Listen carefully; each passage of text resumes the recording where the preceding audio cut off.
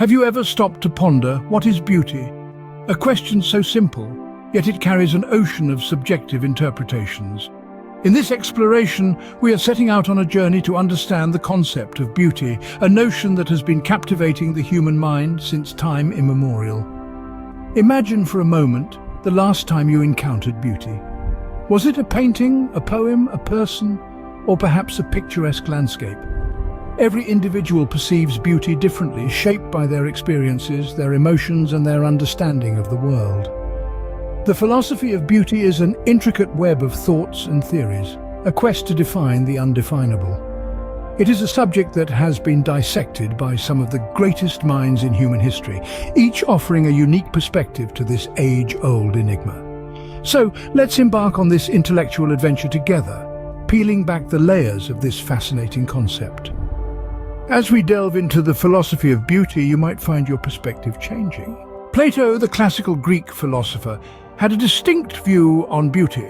He contemplated the nature of beauty from a metaphysical perspective, with his theory of forms leading his understanding. If you're wondering, what are these forms? Think of them as perfect, unchanging blueprints of everything that exists in the physical world. Now, in this realm of perfect forms, beauty too has its ideal, its perfect version. What makes this concept fascinating is that Plato believed beauty to be objective, not subjective. In his view, the beauty we perceive in our world is but a reflection, a glimpse of the ideal beauty that exists in the world of forms. This beauty is unchanging, eternal, and absolute. It's not influenced by personal taste or cultural norms. It transcends the physical world and our individual perceptions. Imagine a beautiful sunset, a stunning piece of art, or a captivating melody. According to Plato, these things are beautiful because they partake in or imitate the form of beauty.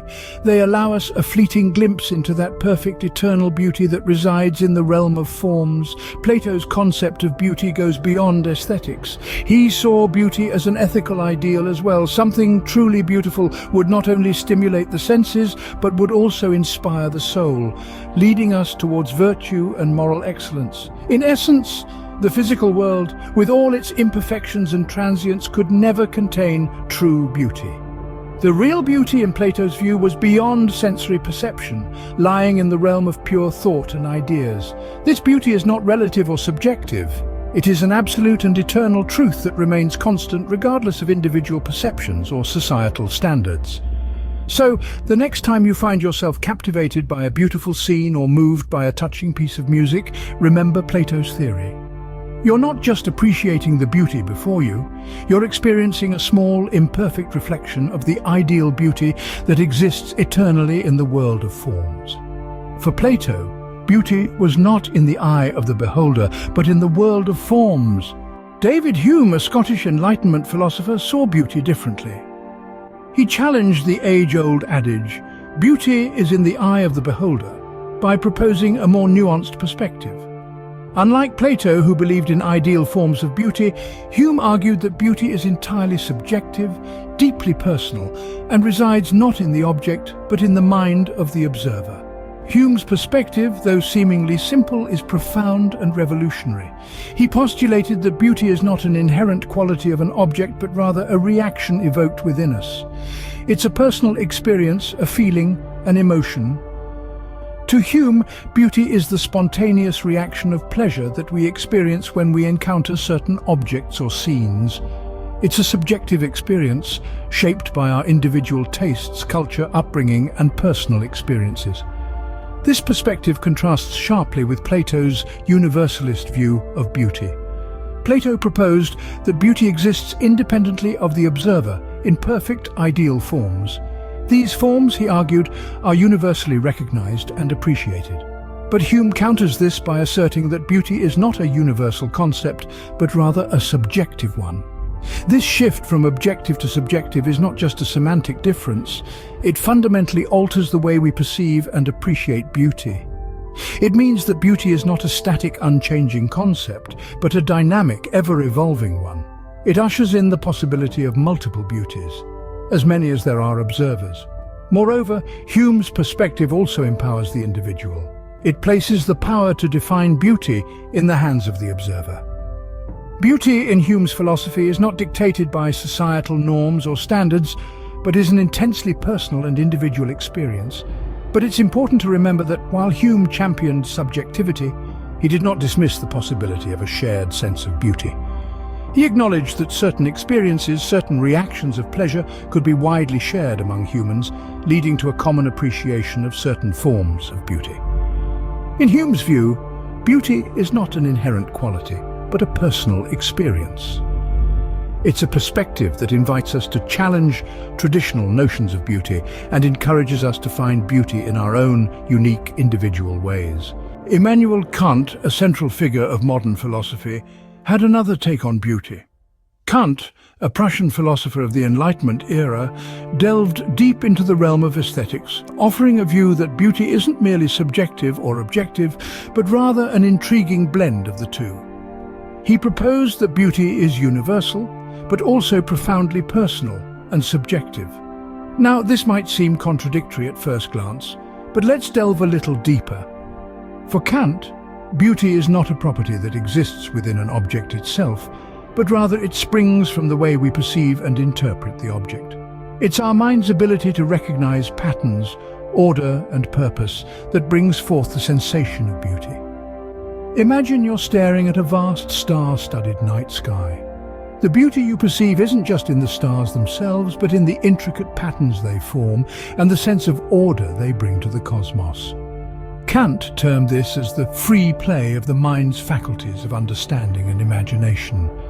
When we encounter an object, our understanding seeks to make sense of it, to find patterns and order, while our imagination allows us to see beyond the mere physicality of the object, to see it in new and creative ways. When these two faculties work in harmony, we experience the sensation of beauty. Here's where the universality comes in. Kant believed that while our individual experiences and perceptions may differ, our basic cognitive faculties, the way we process and interpret the world, are shared. Therefore, if an object can stimulate this free play of understanding and imagination, it has the potential to be perceived as beautiful by anyone. Yet the subjective aspect cannot be ignored. The same object may not stimulate the same free play in all minds. Our personal experiences, emotions, and even our cultural backgrounds can influence how we perceive beauty. Hence, beauty becomes a unique personal experience. For Kant, beauty is an interplay between the observer's mind and the object being observed. So, beauty, in essence, is a dance between the world around us and the world within us.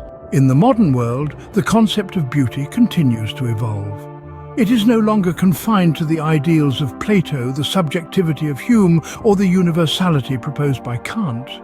Today, beauty is as diverse as the world we inhabit, reflecting the complexity of our societies, cultures, and individual preferences.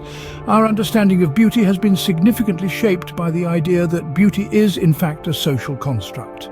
This theory primarily suggests that our perception of beauty is molded not by some universal standard, but by societal norms and values.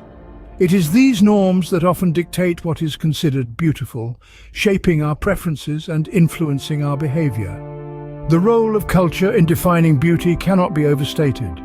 From the ornate henna designs adorning the hands of Indian brides to the revered geisha of Japan, beauty is seen through a cultural lens that varies as widely as the human race itself. It's an ever-changing tapestry woven with the threads of history, tradition, and identity. In the digital age, the media has taken on a significant role in influencing our perceptions of beauty. Through the glossy pages of magazines, the vibrant pixels of our screens, and the curated feeds of our social media platforms, we are presented with endless portrayals of what is considered beautiful. These images, however, often present a narrow and idealized version of beauty, which can contribute to unrealistic expectations and pressures. On a more personal level, individual preference plays a crucial role in our understanding of beauty.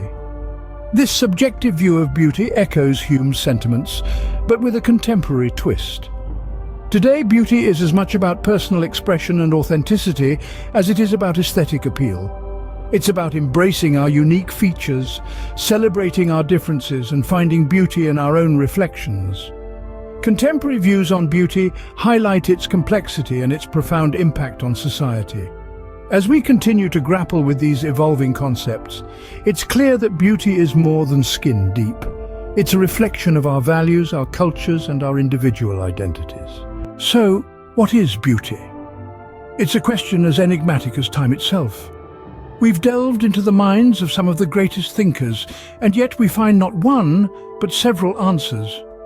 From Plato's lofty ideals, where beauty is perfect and eternal, we journeyed to Hume's subjective realm, where beauty lies in the eye of the beholder. We then explored Kant's universal beauty, a fusion of form and function that transcends individual preferences. In our contemporary world, we find a mosaic of interpretations, each as valid as the other, reflecting the rich diversity of human thought and culture. In this kaleidoscope of perspectives, one thing is clear: beauty cannot be confined to a single definition. It's a subjective experience, an ideal, a universal truth, a contemporary interpretation. It's all these things and none of them. Beauty, it seems, is as complex and varied as the human experience itself.